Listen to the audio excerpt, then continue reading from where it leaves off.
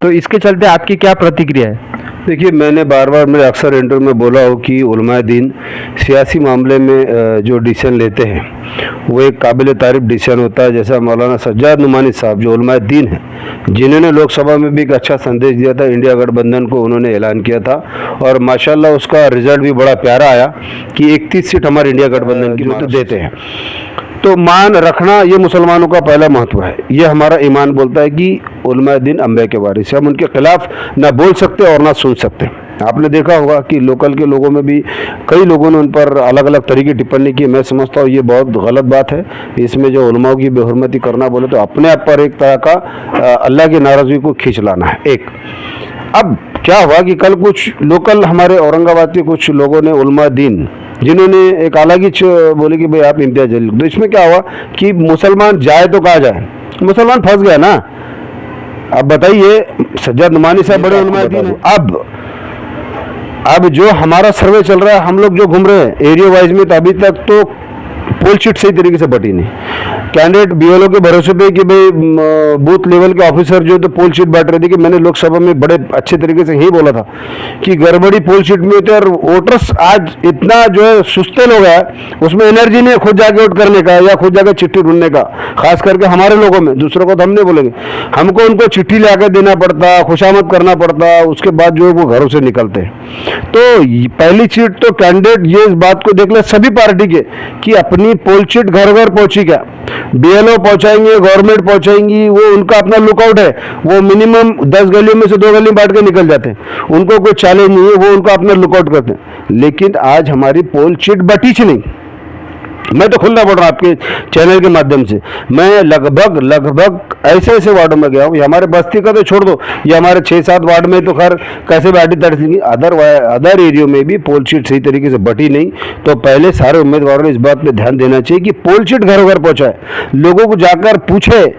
अब यहाँ को गली में पूछने वाला नहीं, यहाँ तो ऐसा होगा कि एक अनार में 100 बीमार पड़े हुए हैं, तो सब अपने अपने बस जीत के नारे मार रहे हैं। लेकिन ग्राउंड लेवल पर किसी भी कैंडिडेट का पावरफुल तरीके से काम नहीं है बाज़ाब्ता मुसलमान एरियो में। आज हम मौजूद हैं एमसीएन समाचार की तरफ से सलीम वाईगांवकर साहब के साथ, और आज हम इनसे इस टॉपिक पे बात करने वाले हैं।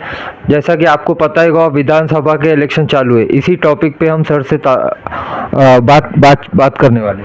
सर, आपको पूरा तारुफ बता दीजिए और आपकी पोस्ट। मैं सलीम पटेल वाईगांवकर, महाराष्ट्र का उपाध्यक्ष, राष्ट्रवादी कांग्रेस पार्टी, शरद चंद्र जी पवार।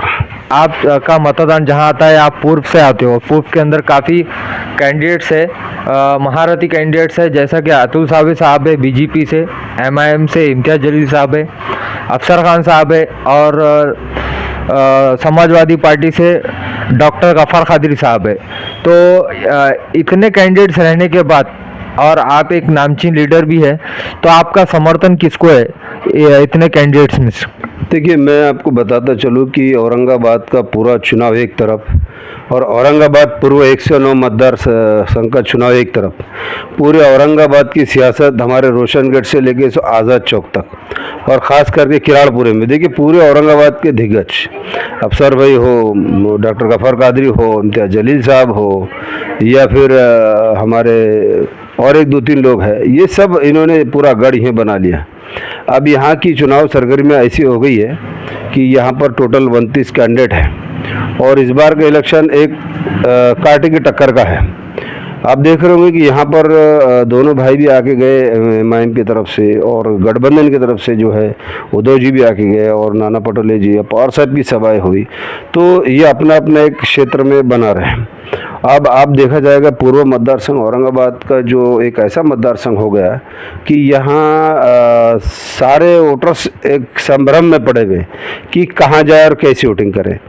अब डॉक्टर साहब पिछले समय एमआईएम से थे, एक माहौल अलग था, वो आप समाजवादी से एक अलग माहौल बन गया। इम्तियाज जलील साहब लोकसभा के खासदार के कैंडिडेट थे, वो हमारे पूर्व से आ गए, और चूँकि मुस्लिम चेहरा होना बोल के मैंने भी बहुत जद्दोजहद किया पवार साहब के पास, ये सीट हमको छूटने वाली थी, लेकिन चलो अल्लाह की मसलियत है। आखिरी वक्त में मुझे इस बात की सूचना मिली पार्टी सुप्रीमो से कि भाई ये सीट कांग्रेस को दे दिए, चलो उस पर भी हम राज़ी हो गए। अब चुनाव आटी ताटी का चढ़ा है कि लहू शेवाड़ा जी हमारे इंडिया गठबंधन के कैंडिडेट है जो कांग्रेस पार्टी के हैं, और इंडिया गठबंधन में उद्धव जी की पार्टी, हमारे पवार साहब की और नाना पटोले जी कांग्रेस की, ये तीनों गठबंधन के वो कैंडिडेट हैं। अब यहाँ अतुल सावे जी का मसला है वो एक तरफ है और ये 4 कैंडिडेट एक तरफ है, जो दिग्गज है पार्टी के, जो नेशनल पार्टी के कैंडिडेट हैं। यह 17 कैंडिडेट होने की वजह से मुस्लिम खास करके यहाँ डिवाइडेशन बड़ा तगड़ा है। उसके बावजूद भी हमारे गठबंधन के कैंडिडेट जो शिवाड़े जी है वो एक आटी ताटी की लड़ाई के अंदर हो सकता है इस बार पूर्व मतदार संघ से सबके लड़ाई से, जिस तरह से आपने देखा होगा कि लोकसभा में सब एक तरफ लड़ रहे थे और संदीप भुमरे जी एक तरफ निकल गए। तो हमको इस बात के अंदेशा है कि ये सब एक तरफ रहेंगे और हमारे इंडिया गठबंधन के कैंडिडेट बाजी मार जाएगा, ऐसा मुझे लग रहा है। सर अमूमन एक संभ्रम ये क्रिएट हो चुका है मौलाना सज्जाद नोमानी साहब ने, जो कि उन्होंने महाविकास आघाड़ी को तो समर्थन दिया ही है, लेकिन पूर्व के अंदर और मध्य के अंदर और पश्चिम के अंदर समीकरण ज़रा चेंज हो चुका है। जैसा कि पूर्व के अंदर उन्होंने डॉक्टर गफ्फार कादरी साहब को समर्थन दिया है अपना, पश्चिम से राजू शिंदे साहब को दिया है। तो इसके चलते आपकी क्या प्रतिक्रिया है? देखिए, मैंने बार बार मेरे अक्सर इंटरव्यू में बोला हो कि उलमाए दीन सियासी मामले में जो डिसीजन लेते हैं वो एक काबिल तारीफ डिसीजन होता है। जैसा मौलाना सज्जाद नुमानी साहब जो उलमाए दीन हैं, जिन्होंने लोकसभा में भी एक अच्छा संदेश दिया था, इंडिया गठबंधन को उन्होंने ऐलान किया था और माशाल्लाह उसका रिजल्ट भी बड़ा प्यारा आया कि 31 सीट हमारे इंडिया गठबंधन की महाराष्ट्र से ही, और वोट कहीं डिवाइडेशन नहीं हुआ, सिर्फ औरंगाबाद में थोड़ा सा मसला टेढ़ा हुआ था। इस बार का जो उनका अपना जो ऐलान आया मौलाना सज्जाद नुमानी साहब का, देखिए उलमाए दीन है, वो अंबिया के वारिस है, उनके फैसले के बारे में मैं कोई टिप्पणी कर नहीं सकता, मेरी कोई हैसियत नहीं है। वो उलमा है, अंबिया के वारिस है। एक तो उनका जो फतवा होता है, फतवा नहीं बोला जाएगा, इसको एक मशवरा होता है। लोगों ने उसको जो है वोट जिहाद का नारा दे दिए अपोजिशन पार्टी ने।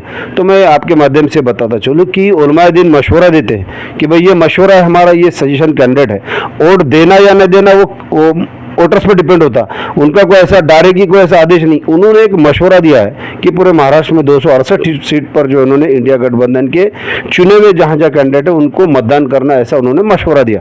अब उसको यहाँ एक अलग तरीके से देखा गया, विरोधी पार्टी बोलेगी ये फतवा है और ये वोट जिहाद का फतवा है, तो ये गलत है।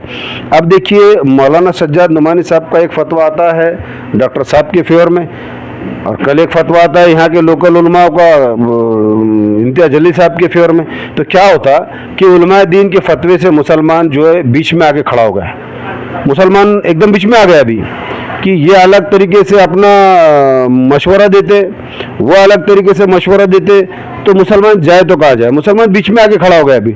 जैसा लोकल के लीडरों, लोकल के उलमाओं ने बोले कि भाई इम्तियाज जलील साहब को वोट दो, मौलाना सज्जाद नुमानी साहब ने बोले कि भाई डॉक्टर साहब को जो है तो मतदान करो।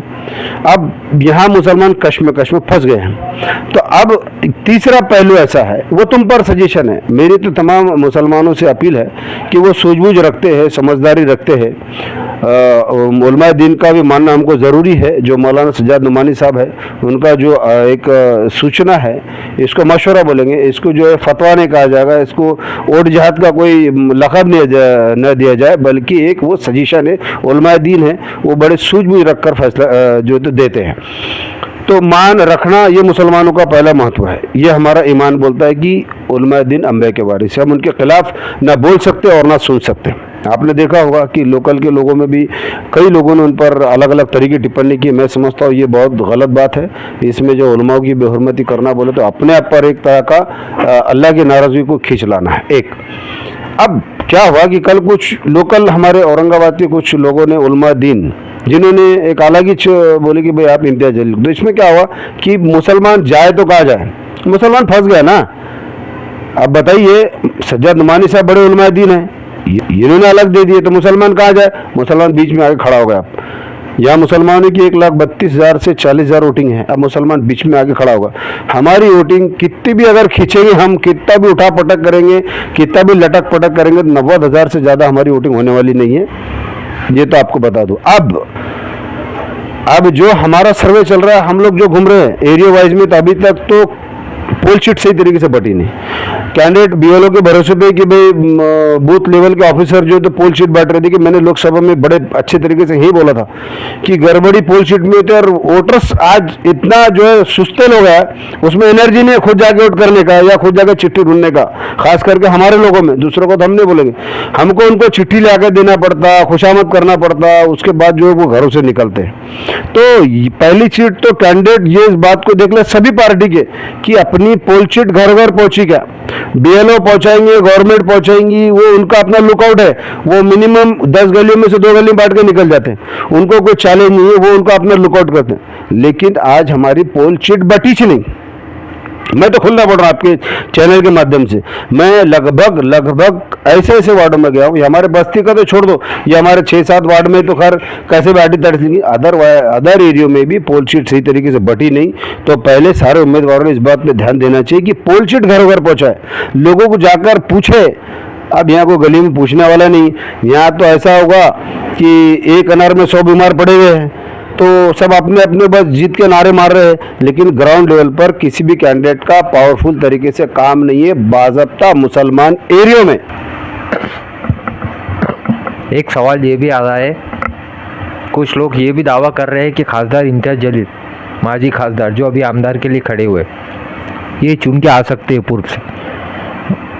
तो आपको क्या लगता है, इम्तियाज़ जलील साहब जीत के आ सकते पूर्व से? देखिए, मैंने फिर कहा हूँ, मेरी बड़ी उम्मीद और बड़ी तमन्ना है मध्य पूर्व से एक मुस्लिम उम्मीदवार चुनकर आना चाहिए। ये मैं बहुत पहले से बोल रहा हूँ, क्योंकि मैं आज नहीं, कई 10 साल से मैं बूम मार रहा हूँ पार्टी के सामने कि एक मुसलमान को टिकट दो। हमारी एमआईएम से हमारी कोई दुश्मनी नहीं है, इम्तियाज़ जलील साहब से हमारा कोई बैर है। हालात के तकाजे में अगर वो भी आ जाते हैं तो वेलकम, नो, हमारा उनसे कोई मसला ही नहीं ना भाई, पब्लिक पर डिपेंड है। अगर पब्लिक चाहेंगी और खाली एक कम्युनिटी के वोट से कोई कैंडिडेट चुनकर नहीं आता, या मुसलमान के भरोसे पे कोई कैंडिडेट चुनकर नहीं आता, अनुमान लगा लेते कि भाई सारे मुस्लिम वोट एक जगह जाएंगे, ये नहीं हो सकता आज के डेट में। यहाँ सारे पार्टियों के कैंडिडेट, एक गठबंधन का कैंडिडेट, एक बीजेपी का कैंडिडेट, समाजवादी का कैंडिडेट, कांग्रेस का कैंडिडेट, एमआईएम का कैंडिडेट, सभी लोग खड़े हैं। और इस क्षेत्र में मुस्लिम वोटों का बड़े पैमाने पे बंटवारा है, ये डर एक सता था हमको कि बंटवारे की वजह से बहुत हार्ड रहेगा, लेकिन फिर भी चलो, अगर अल्लाह ने उनके तकदीर में लिखा है तो उनको जीतने से तो कोई रोक नहीं सकता। एक चीज़ और बताता चलो, इलेक्शन जो लोग लड़ रहे हैं हमारे अपने समाज के, चाहे कोई भी हो, वो यहाँ से लड़ रहे होंगे दिल पे हाथ रख के, तो यकीनन नीयत साफ रखकर और यकीदा और बिल्कुल रहबरी की नीयत से साफ सुथरे तरीके से अगर इलेक्शन लड़ रहे होंगे तो यकीनन उनकी जीत पक्की है। लेकिन यहाँ से अगर इलेक्शन लड़ रहे होंगे, आप मेरे इशारों को समझते हैं, जो यहाँ से इलेक्शन लड़ रहे हैं सिर्फ यहाँ से ऊपर तक किसी कारण की वजह से, तो फिर ये इलेक्शन जीतना उनके लिए नामुमकिन है, ये मैं क्लियर बोल रहा हूँ। लेकिन ये भी बात वाज़ेह हुई भी है, मार्केट के अंदर क्लियर हुई भी है कि अपने इम्तियाज़ जलील साहब के ऐसे कुछ वक्तव्य रहे हैं कि उन्होंने औरंगज़ेब रहमतुल्लाह अलैह के ताल्लुक़ से कुछ बुरा भला कहा कि हमारा औरंगज़ेब रहमतुल्लाह अलैह से कोई लेना देना नहीं है, निज़ाम से कोई लेना देना नहीं है, ते आले गेले मेले। उन्होंने ये भी कहा कि मैं शिवाजी महाराज को फॉलो करता हूँ, मैं शिवाजी महाराज का मावड़ा हूँ। तो ऐसे हालात में क्या मुसलमान इम्तियाज़ जलील साहब को वोट देंगे? देखिए, ये बात आपको बताता चलूँ कि औरंगज़ेब रहमतुल्लाह अलैह वो अल्लाह के वली और बादशाह रह चुके हैं, उनके प्रति किसी तरह का गलत गुमान करना ये भी अपने आप पर एक जवाल की शक्ल है। तो लोगों की नाराज़गी, एक तबका इस चीज़ को भी मानता है, अल्लाह के वलियों को मानता है, बड़े पैमाने पर मानता है, हम सभी मानते हैं। अगर उनकी कहीं बेहुरमती होती है तो इम्तियाज़ जलील साहब का मैं मशवरा दूंगा कि अब भी है कि तमाम समाज से वो माफ़ी मांग ले, तो यकीनन उनके हक़ में अल्लाह ताला फ़ैसला कर देगा। वलियों की बेहुरमती ये अल्लाह को पसंद नहीं, तो बंदों को क्या पसंद रहेगी। तो आज आपने देखा, हमने सलीम वायगांवकर साहब से बात की। बस आज के लिए इतना ही। आप देखते रहिए MCN समाचार खान राफे मोहम्मद के साथ।